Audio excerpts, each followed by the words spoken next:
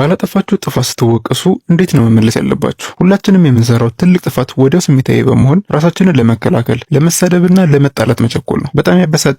አዎ፣ ግን ያን ስታደርጉ ሰዎች የባሰ ጥፋተኛ የሚያደርጉት እናንተን እንጂ እነሱን አይሆንም። ምክንያቱም ጥፋት እንዳላጠፋችሁ ካወቃችሁ በእርጋታ እንድትነገሩ ስለሚጠብቁ ማለት ነው። ቀጣይ እንደዚህ አይነት ሁኔታ ውስጥ ራሳችሁን ስታገኙት ክላሪፊኬሽን ስክሪፕት ቴክኒክን ተጠቀሙ። 3 ስቴፕ ሲኖረው በመጀመሪያ ሳትመልሱ ለ3 ሰከንድ በመቆየት ፊታችሁ ላይ ምንም ቁጣ ሳታሳዩ የመጀመሪያው መልሳችሁን መተውና እስኪጨርሱ በትኩረት ማዳመጥ። እንደዚህ ስታደርጉ ሐሳባቸው ማተር እንደሚያደርግና እንደምታከብሯቸው አሳያችኋቸው። በመቀጠል እውነታውን በግልጽና በትህትና ንገሯቸው። ቅድም በደንብ ስላዳመጣችኋቸው እነሱን በተራቸው እናንተን ለማዳመጥ ሞር ኦፕን ይሆናሉ። በመጨረሻው ወደፊት ይህ ስህተት ደግሞ እንዳይፈጠር መፍትሄ መጠየቅ ወይም ሐሳብ መስጠት። ለምሳሌ አለቃችሁ ላዘዛችሁ ፕሮጀክት ሳታረፍዱ አርፍዳችኋል ቢሏችሁ ስሜታችሁን በመቆጣጠር ማለት የፈለጉትን እስኪጨርሱ በትኩረት ማዳመጥ። ከዛ ሐሳብህን ተረድቼዋለሁ፣ ፕሮጀክት በሰዓቱ መድረስ አለበት፣ ግን ባለፈው ሁላችንም ስንሰበሰብ ያወጣነው እቅድ ላይ ለሚቀጥለው ሳምንት መድረስ እንዳለበት ነው የተስማማነው። ምናልባት ለወደፊት እንደዚህ አይነት አለመግባባት እንዳይፈጠር ምን ብናደርግ ይሻላል ብላችሁ መጠየቅ። ይህ ቴክኒክ ማነው ትክክል ማነው ጥፋተኛ የሚለውን በመተው መፍትሄ ላይ ያተኮረ ውይይት እንዲሆን ያደርጋል።